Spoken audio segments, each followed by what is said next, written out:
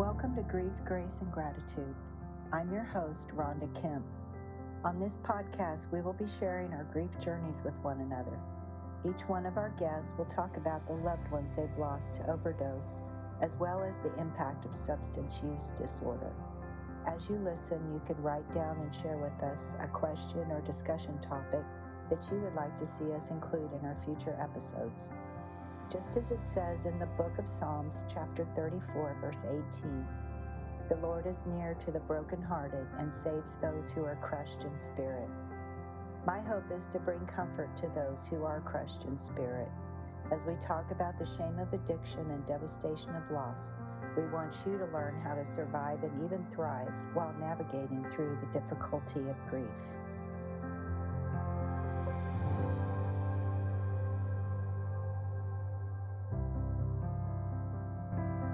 Hello, welcome to Grief, Grace, and Gratitude. Today we have Tammy Posey with us, and I'm real excited to hear her story. I've known Tammy for a while, and she's always a very strong light in the room. I feel like she carries a presence of God and the Holy Spirit with her, so I'm really pleased and know that you're going to enjoy her story today and what she has to share. So Tammy, if you would just go ahead and introduce yourself and tell us a little bit about your grief journey. Okay. Thanks, Rhonda. So I'm Tammy Posey, born and raised here in Oklahoma. And let's see, where should I start? Kind of just some history about me. Actually met my husband, Bob, we worked at the same place many years ago. And at the time we were dating, he had this beautiful young daughter who I just fell in love with her probably before him. She was probably about 3 years old when we got married. We dated a couple years. And I was so proud and excited to be her bonus mom. Then over the next few years, we had 2 boys. So I'm a boy mom and a bonus mom to a young girl at the time. So Bob and I both worked full time, and sometimes that included some long hours. We were always very involved with our kids' sports, school, of course, family dinners every night, even during the week, good grades, and their homework were all priorities. And as a family, we believed in God and occasionally prayed. And the kids and I, through the years, visited different churches, but we never made a commitment. But we considered ourselves a Christian family. So it was just like hectic work, sports, kids, all the things, very family oriented. And Ben was just a great kid. He was the youngest of the 2 boys. And he grew into an awesome young man. I would say he loved school. He loved his friends and his activities more than he loved class and grades.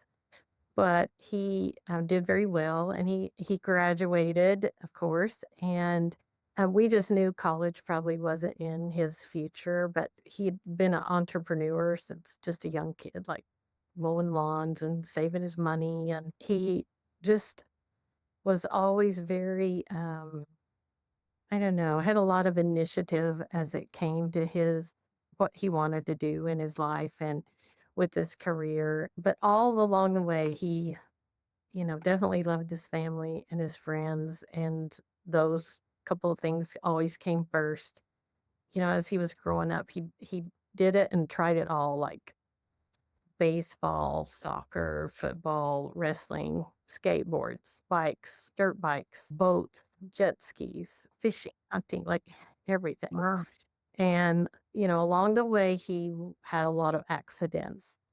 When I look back now, I often wonder if his accidents as a young kid and can't even really remember the medications they gave him, but back in that time frame, it was probably very frequently pain medicines might have been prescribed, and it was probably warranted based on he was just so accident prone. I kept telling Bob we were going to get in trouble with CPS at some point in time because we were always in the emergency room. But, I can't blame it on that, but I often not often, but I have thought about that through the years, if that had any uh, predisposition to his experimentation as a young adult. But anyway, back to Ben.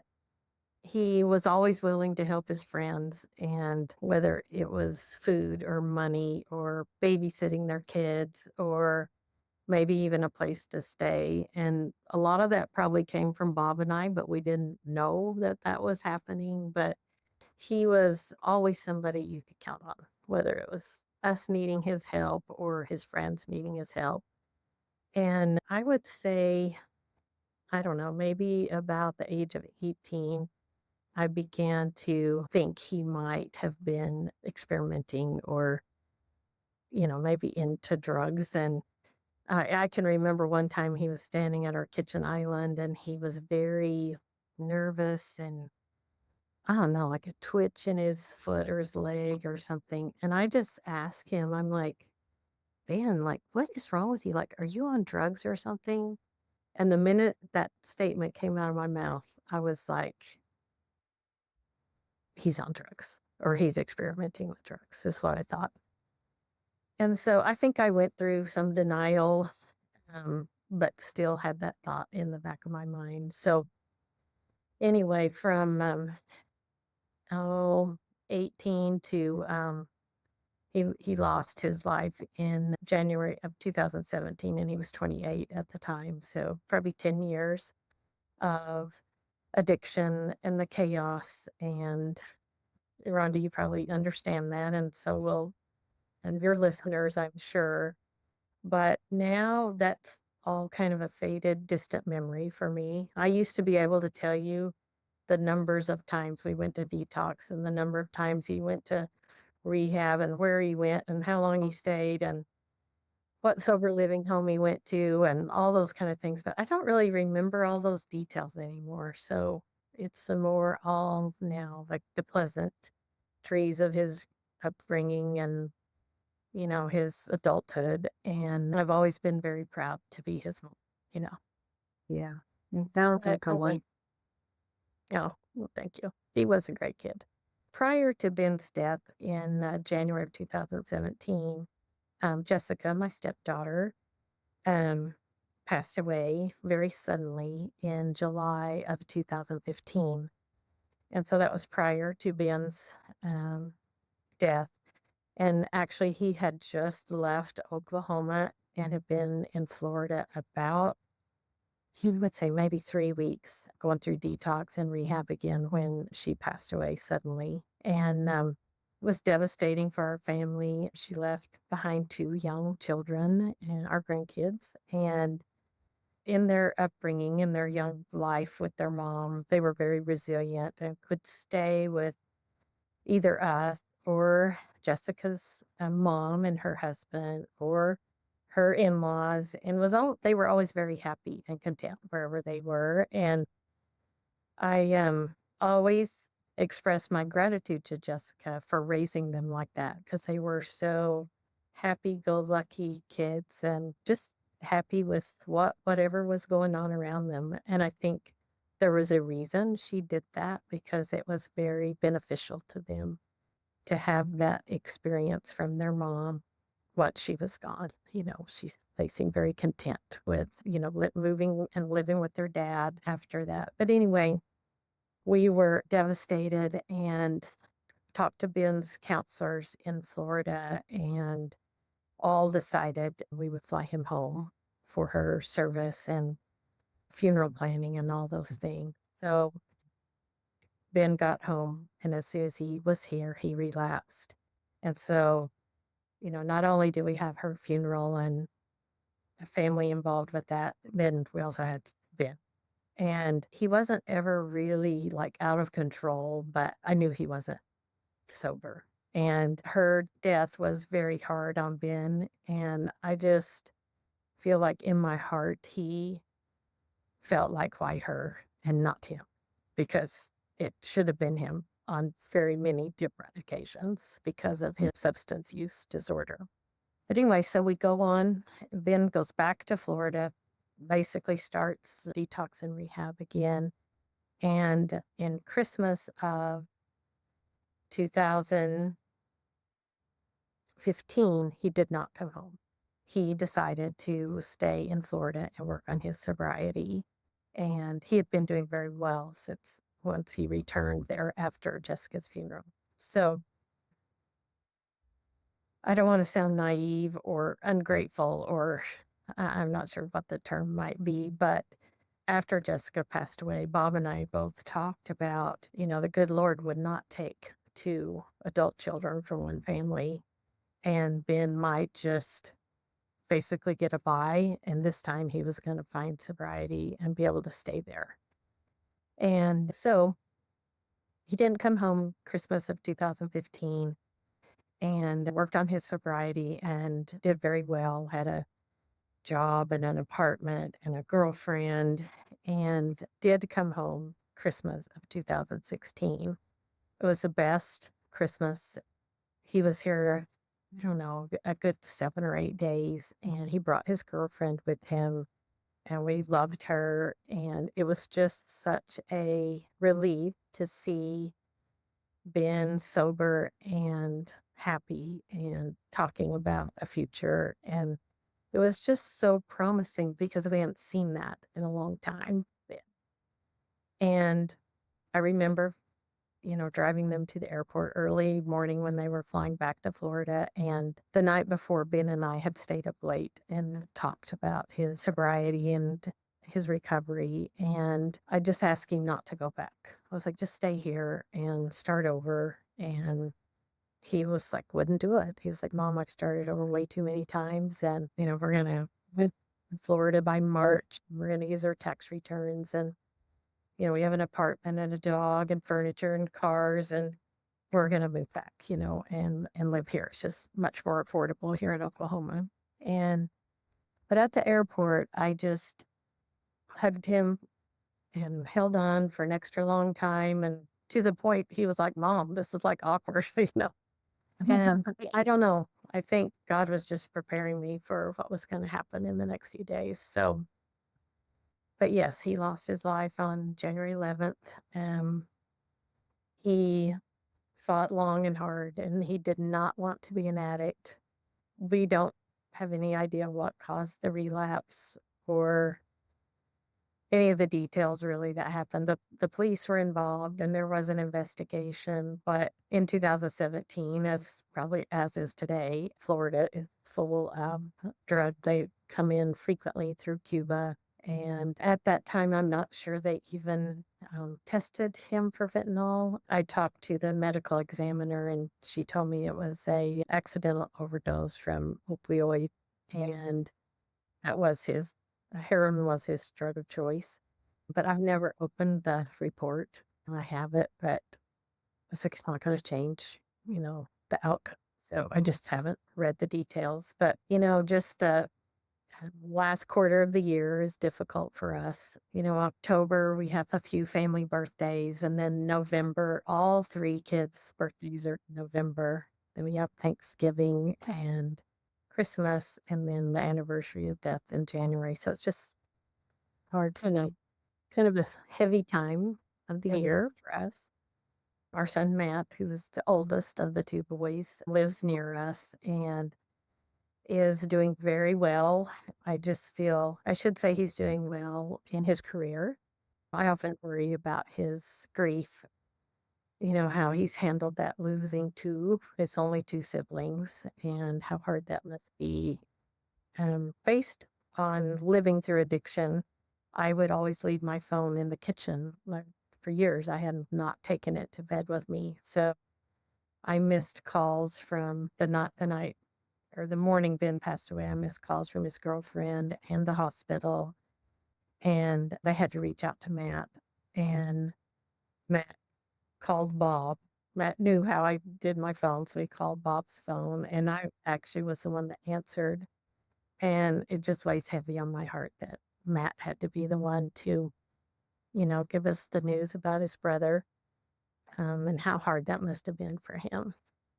It's been 7 years now. So I think Bob and I think back on Christmas and that year he didn't come home in 2015. And we think, I think that was God preparing us for not having two kids at Christmas at some point. So Boy, it's a heavy burden losing one. I can't imagine what you're going through losing two. And, there's a few other friends that we have in Hope After Life that have had a few kids pass away. So the the pain is so real. What helped you the most, if you can go back to that January in 2017? Did anyone come along beside you? Did you have support from anywhere immediately that helped you get through those first months? I remember that morning, and I remember like I couldn't stand. I was just there's that saying of weak at the knees. That is a real thing because I just couldn't hardly hold myself up.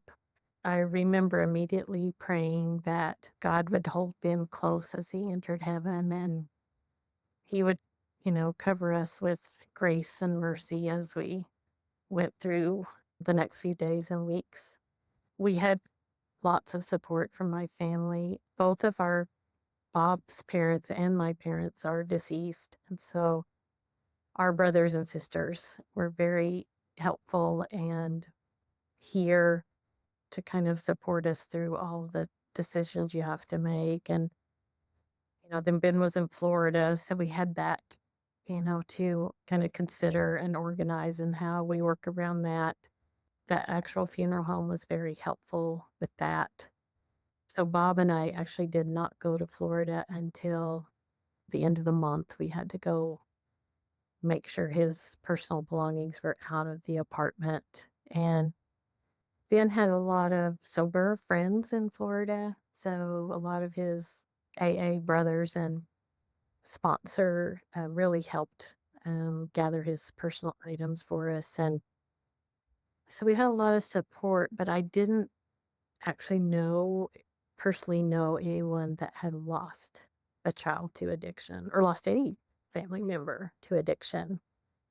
So I felt like we faced a lot of stigma with the cause of his death being from addiction. We never hid that, or, we recognized it in his funeral program and his battles. So, and not so much stigma or treated differently by family members. That wasn't in it at all, but it was just like work. They were very supportive also, but I don't know. It was just a weird stigma. It compounds. A death of a child is one thing, but the way that they die, a lot of times it does get complicated. The grief is more complicated, I think. Yeah. Because of that stigma, and people think, well, maybe they just did it to themselves, and so it's a different feeling culturally sometimes how people react to it. So, but I think it's good to share the reason that our family members have passed. I did the same at Lacey's funeral. I had her not grief counselor, but her addiction counselor speak at her funeral. So, because I knew a lot of her friends were there and I knew they needed to hear what he had to say. So I think it's really brave of you to include the reason that he passed. And it does help with people. I think over time they see the normal families out there losing family members to addiction. So I think it takes some of that stigma away, hopefully. This can happen to anyone. It doesn't matter where you come from or how you're raised. It could be the most perfect home life ever, and it can happen to anyone. Especially the opioids, the pain, getting on painkillers from accidents and hospital stays. And I do think that imprints in the brain. And if you have an addiction tendency, then it's going to affect the way that your brain works. And so you got through the process of the actual funeral and all, and then do you feel like people just kind of forgot about it after a certain amount of time? I know part of people feel that. Yeah, I had a lot of, I don't know, not only devastation, but just endless, never ending, endless tears. I mean, I think I cried every day for a year and probably I don't know, the majority of every day through even year 2. It was probably April of 2017. I called Bob from work and said, I can't do this by myself. So I went and asked for some help and found a counselor that was very familiar with addiction and was very versed in 12-step programs. So he was very helpful, and I went to him for months. I would say that was probably my saving grace, maybe.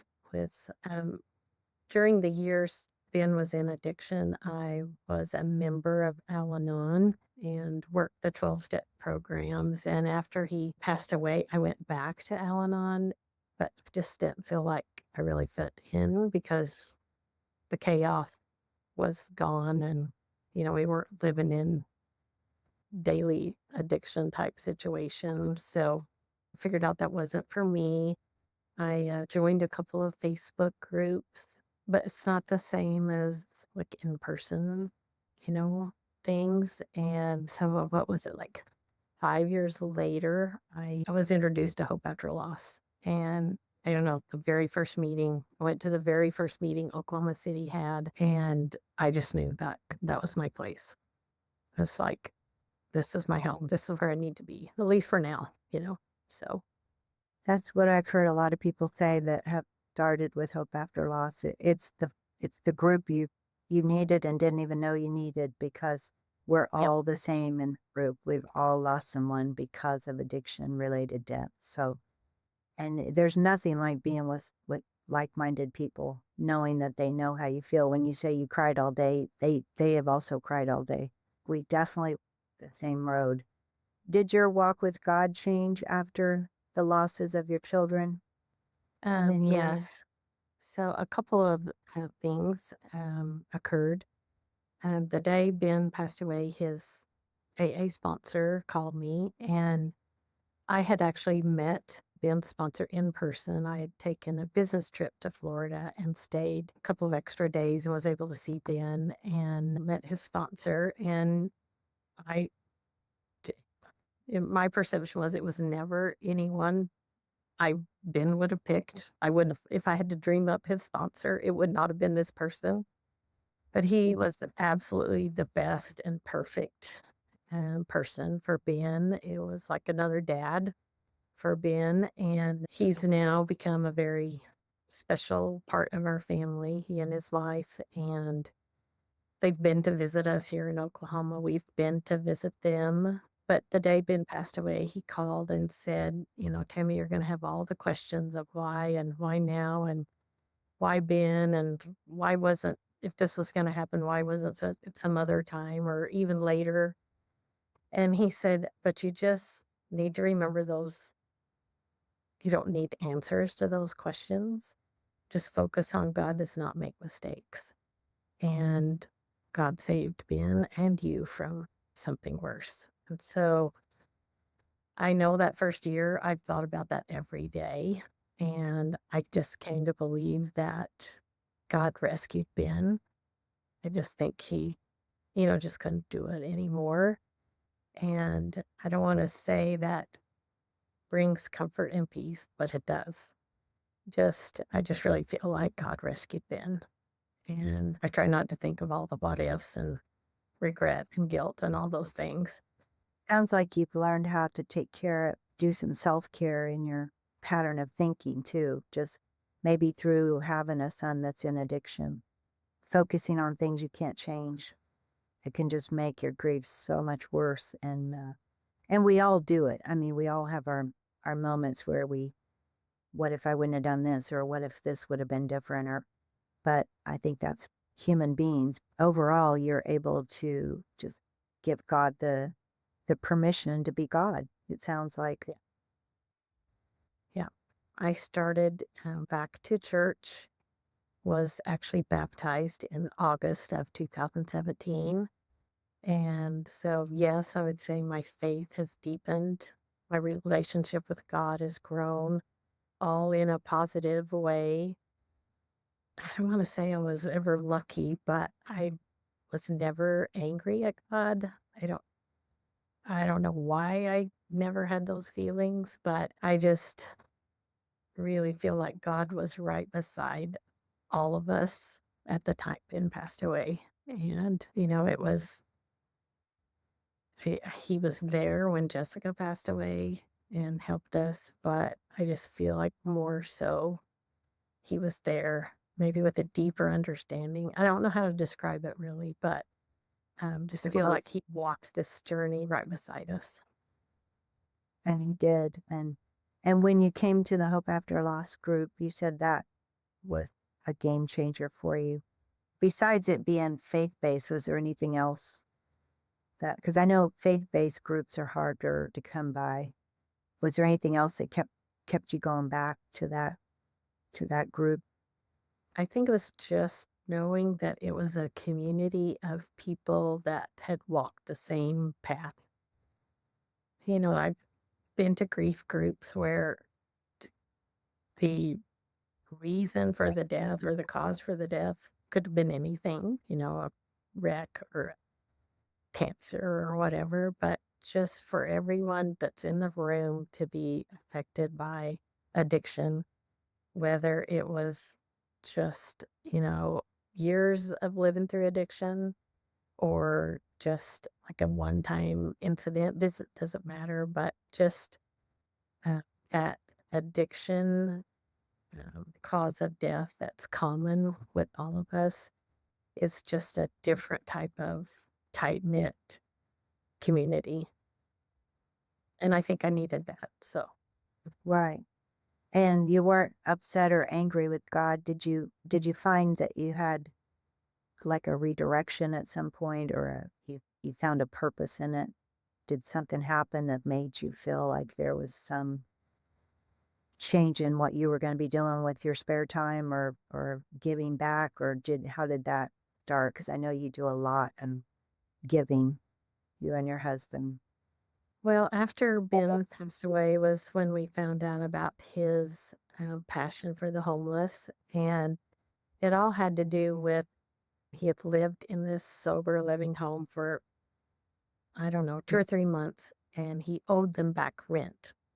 And he had moved to a different sober living place. So he had been working extra and saving his money so he could pay the original sober living place this 2 or 3 months back rent he had owed them.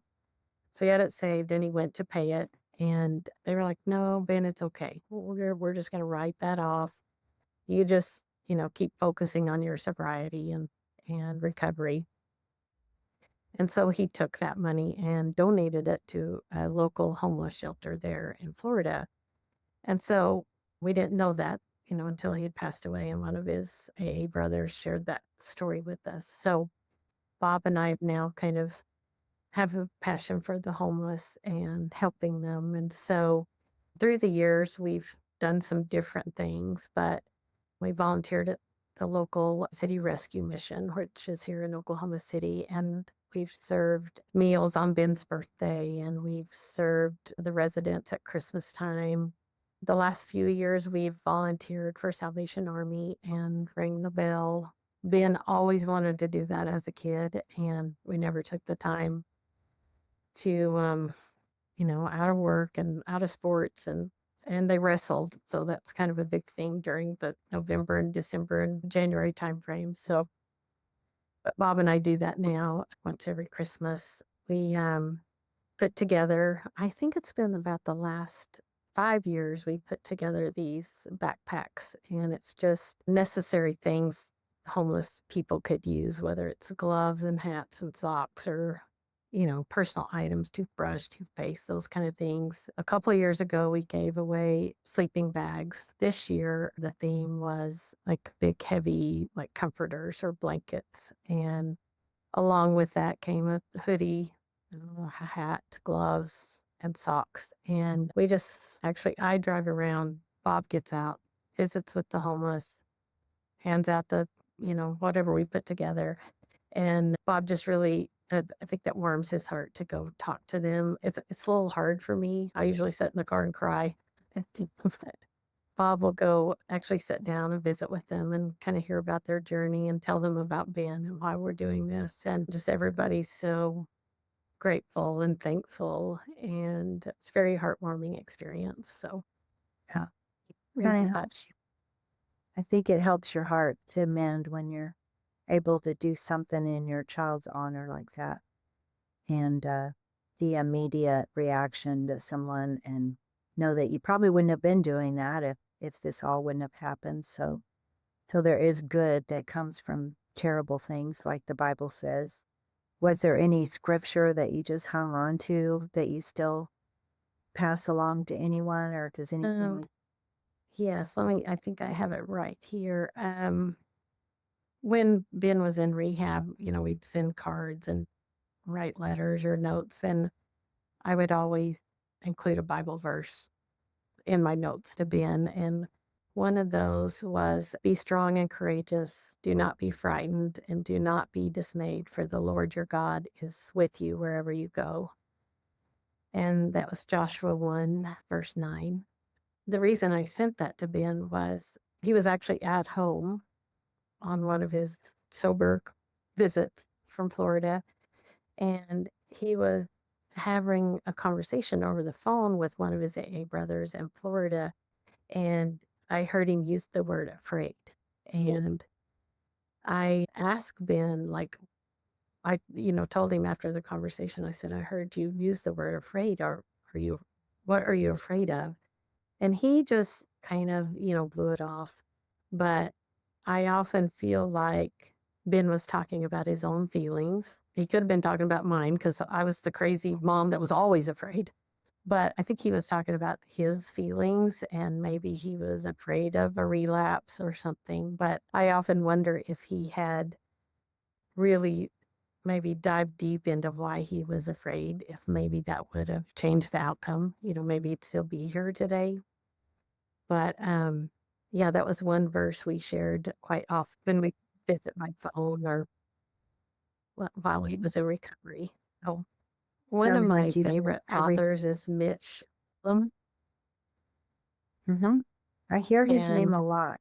I don't know, he's just one of my favorites. But before Ben passed away or Jessica passed away, I'd read his novels. And one of his books is Tuesday with Morrie, and I've read that more than once. But there's a quote in there that I'd like to share.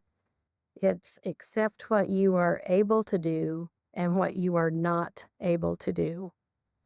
Accept the past as the past without denying or discarding it. Learn to forgive yourself and to forgive others. Don't assume it's too late to get involved." And out of the same book, there's another chapter, and there's a quote where he says, "Do the kind of things that come from the heart. You'll be overwhelmed with what comes back." And I think that's so true. Yeah, it is. And I'm sure people listening will be wanting to read that book now, because that is a great book. You you need the right words at the right time, in grief, and sometimes it jumps out of the book and off the page right into your brain, and it sticks with you. So have you and your husband changed, you feel like, in the last 7 years? I know Yes. you're definitely changing other people's lives with your spirit. Just, I mean, like I said in the beginning, you always have such a joyful spirit, it seems. I know it's not a joyful walk to be on, but when someone has the spirit of God and the peace that comes from that, it really does show. I think we've both changed.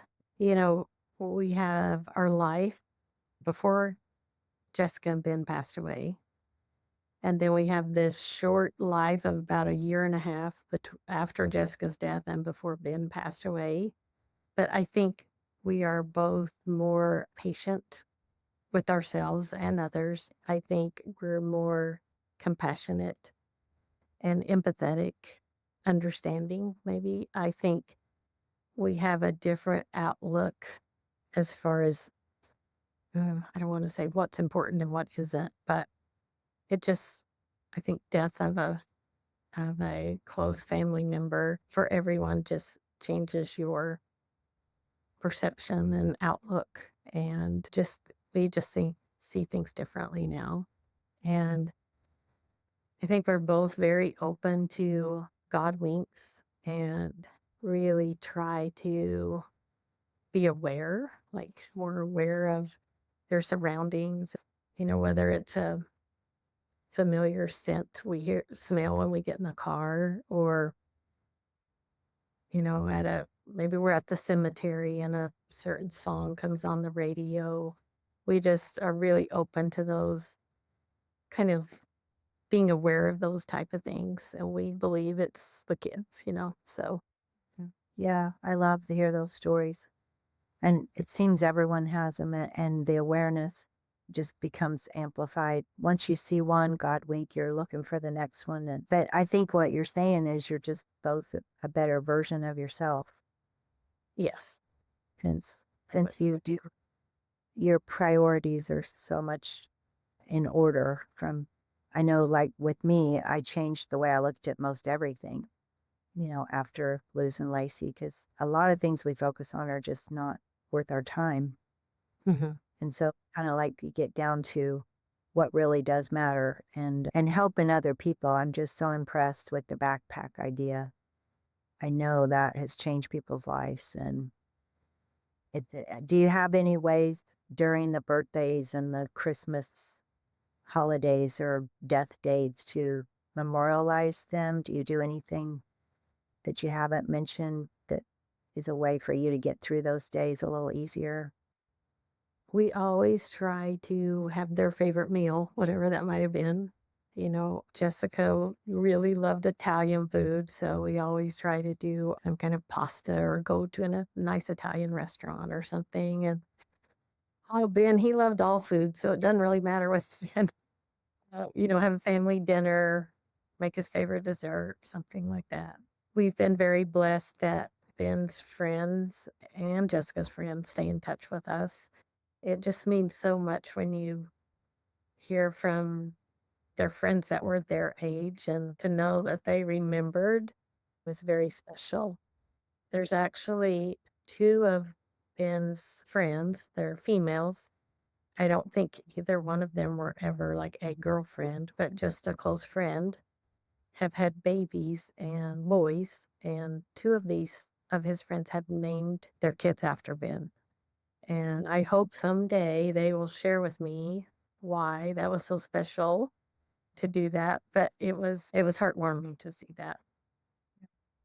And He really left a mark on his friends' lives, it sounds like. yeah, I think so. Yeah. Yeah, I had the same experience. My niece named her daughter middle name Lacey, and then Lacey's best friend named her daughter Lacey. So it's sweet to see. And when I see that little face, I just I know Lacey is so proud that her name's being used like that. So what surprised you, if you could think back in the grief? Was there anything that just really, because, we think we know what grief is, but when it actually hits you, was there anything that really shocked you about going through that kind of pain or I just think there's the awareness that there's no timeline. I just kept thinking, as time went on, first a month and then 60 days and then, 90 days and then 6 months and then a year, it would get better. And I don't think it ever got better. I was just able to cope better, maybe. So I think that, here it is 7 years, and, a memory will come up or somebody will say something that reminds me of Ben. And it's just that grief can occur and, tears well up in your eyes. And here it's been 7 years. So I think it's just adapting to that loss will always be there, maybe. And we kind of grow around it, it's us, it's there, it's never leaving. And you do, I remember thinking, well, surely at 10 years out, I'll be different. Surely I'll be different at 12 years out. Like I won't be in any real discomfort over it. But I read something this morning by Bob Willis with his post that there is no timeline. You're not going to have a certain date where grief does not affect you anymore, because it's the journey between your mind and your heart. That's the distance that you're always feeling it, thinking it. He said it better than that, but it's a great little visual to think that, the distance of grief, you don't get away from it. It doesn't No. matter how many years goes by. You just learn to adapt, like you said, and you learn to have a life of joy and happiness. But it is different. It's a different life than you had before. But God provides you with so many things. Like you said, the God winks and the closeness.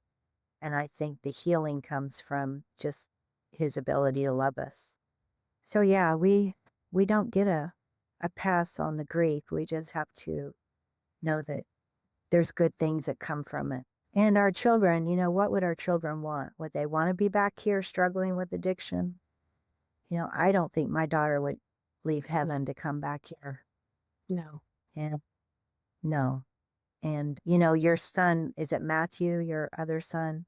Uh-huh. He probably benefits from watching you and Bob and how you live your life now. And, you're making a huge difference just in everyone around you too, not just the people that get the backpack, but people watching you minister to others. And so it is part of God's plan, as hard as that is to say, but he sees a picture that we can't even get a glimpse of until we're in heaven. Right. So yeah, that, I'm 10 years out and some months added to that, and Christmas is still difficult. I still cry. I still, wish for things, but I'm also happy. I'm happy that my daughter's free and whole and healthy and living in heaven. I couldn't ask for a better place for her to be. And so I'm sure you feel the same way. Well, I'm just real honored that you took some time to talk, and it's not always easy to talk about your story, and your backpack ministry and the things you're doing are just real encouragement for people. Maybe give someone an idea that they could do the same, because it really does make a difference when you're honoring your children that way, that you're giving back. And I just look forward to all the things you're going to do in Hope After Loss as well. Thank you, Tammy, for being on today, and we'll do another one someday, maybe.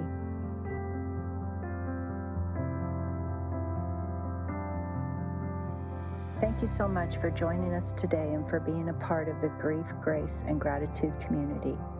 Remember, God has not forgotten you, your dreams, or your broken heart. Join us for our next episode, available wherever you listen to podcasts. To help us reach more people, please like, share, subscribe, leave a review, and follow us on social media. What will you trust God with today?